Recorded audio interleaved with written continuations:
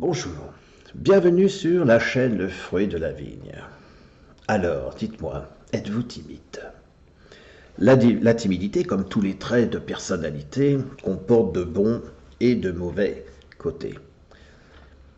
Une personne au comportement timide va forcément attirer le regard sur elle-même et n'osera pas s'approcher ou s'engager dans une amitié.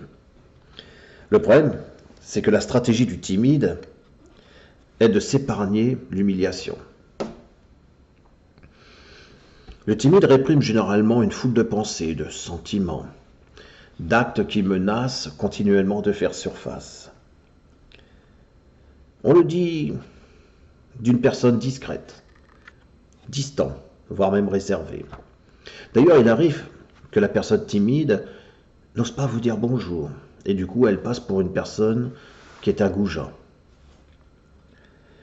Il peut apparaître farouche ou effacé, en raison de son manque d'assurance.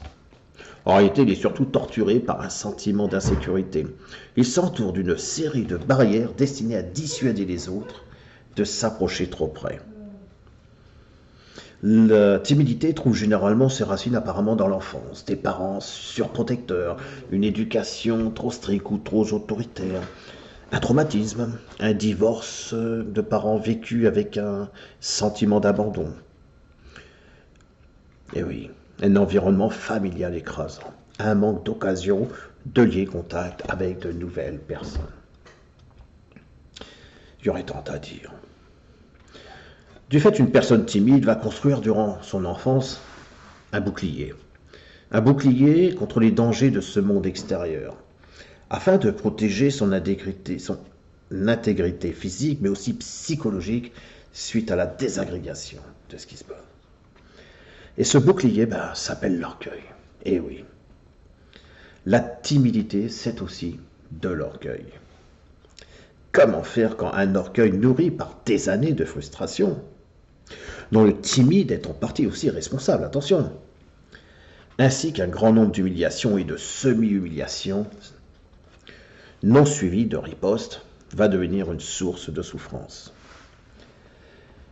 L'orgueil, c'est une haute estime de soi. Et paradoxalement, cet orgueil lui permet de survivre, en même temps qu'il accentue le fossé qui le sépare du reste du monde, et d'année en année dans son amour-propre. Cet amour-propre va altérer l'amour lui-même. L'orgueil n'est pas de l'amour-propre, non. L'orgueil, c'est le moteur qui peut permettre d'avoir confiance en soi. Tandis que l'amour-propre est surtout un état dans lequel on se sent bien avec soi-même. L'orgueil, s'il est pratiqué intelligemment, n'est pas mauvais en soi. Il faut savoir épuiser de bonnes énergies. Vous voyez, c'est un bon régulateur aussi. Que dire, l'orgueil n'est pas consubstantiel à la timidité à l'origine.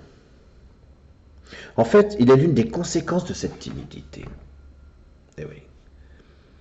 Dû à un repli plus ou moins choisi, devient souvent méfiant, en grandissant à peine, peine plutôt, à différencier chez ses interlocuteurs le manque de respect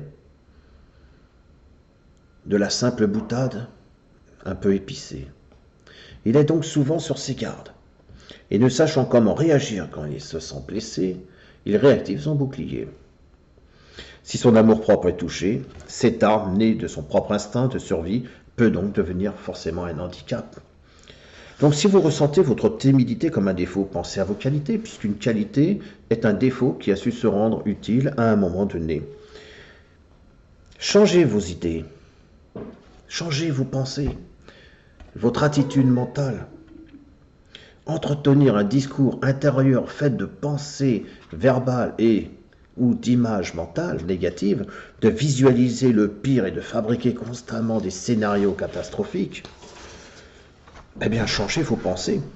Oui, il vous est possible, à travers des exercices de visualisation positive, d'apprendre à mieux appréhender la situation stressante afin de vivre de façon plus sereine et de la maîtriser. Sinon, votre timidité va faire que s'amplifier et se traduire par un sentiment d'infériorité et une mauvaise estime de soi. Je vous invite à travailler sur le fruit de l'esprit et de pouvoir consulter l'ensemble de mes vidéos. Cela constituera également une opportunité unique pour améliorer votre assurance. Je vous dis à bientôt pour une prochaine vidéo. Au revoir.